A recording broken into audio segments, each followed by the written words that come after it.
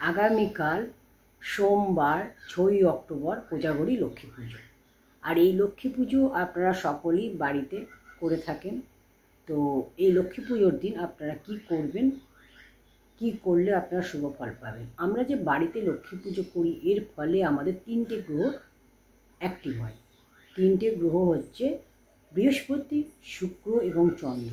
3টে গ্রহ অ্যাক্টিভ হয় বাড়িতে লক্ষ্মী পুজো করলে। এবং এই যে 3টে গ্রহ, এই 3টে প্ল্যানেট যে আমাদের পজিটিভিটি নিয়ে আসে, আমাদের জীবনে সুখ, শান্তি, সমৃদ্ধি এগুলো নিয়ে আসে। তো এর জন্য আপনারা কি করবেন, লক্ষ্মী পুজোর দিন আমি কিছু রেমেডি বলবো। সেই রেমেডিগুলো আপনারা যদি মেনে চলেন, আপনাদের জীবনে যে অবস্ট্রাগলগুলো রয়েছে, যে সমস্যা বাধাগুলো রয়েছে সেগুলো কেটে যাবে। তো প্রথম নাম্বার 1, যাদের রিলেশনশিপের ক্ষেত্রে প্রবলেম চলছে, হাজব্যান্ড ওয়াইফের হোক বা প্রেমের ক্ষেত্রে হোক, তো তাদের ক্ষেত্রে ম্যারেজ লাইফে বা রিলেশনশিপের ক্ষেত্রে যে সমস্যাগুলো রয়েছে সেই সমস্যা থেকে মুক্তি পেতে আপনারা অবশ্যই আগামীকাল লক্ষ্মী পুজোর দিন আপনারা এই রেমেডিটা করুন।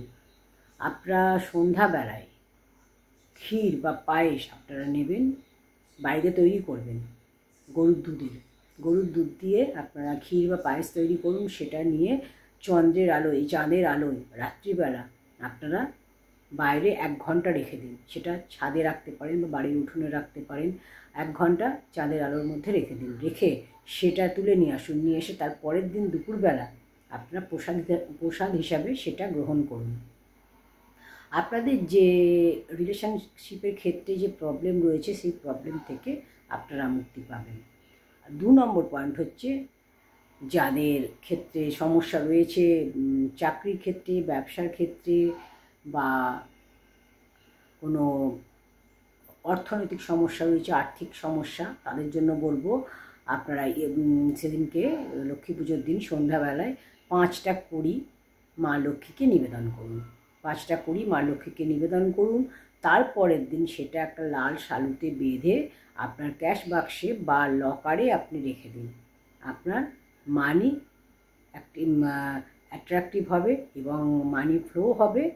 অর্থের যে সমস্যা কেটে যাবে, চাকরির ক্ষেত্রে সমস্যা বাধা কেটে যাবে, ব্যবসায় গ্রোথ হবে, ব্যবসায় উন্নতি হবে।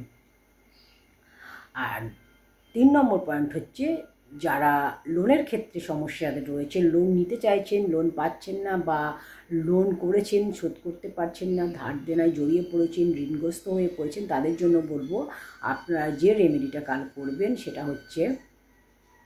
এটা হচ্ছে লোনের জন্য। আপনারা করবেন সন্ধ্যাবেলায় একটা ঘিয়ের প্রদীপ অশ্বত্থ গাছের গোড়ায় জ্বেলে দেবেন।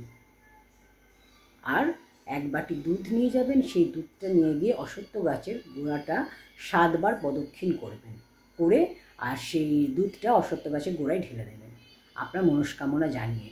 তো এই 3টে রেমেডি বললাম, আপনাদের যার যা সমস্যা সেই অনুযায়ী আপনারা রেমেডিগুলো ফলো করুন, অবশ্যই আপনারা শুভ ফল পাবেন। তো এই ধরনের রিলস দেখার জন্য অবশ্যই রিলটা শেয়ার করে দিন, আর চ্যানেলটা ফলো করে দিন, একটি লাইক করে দিন।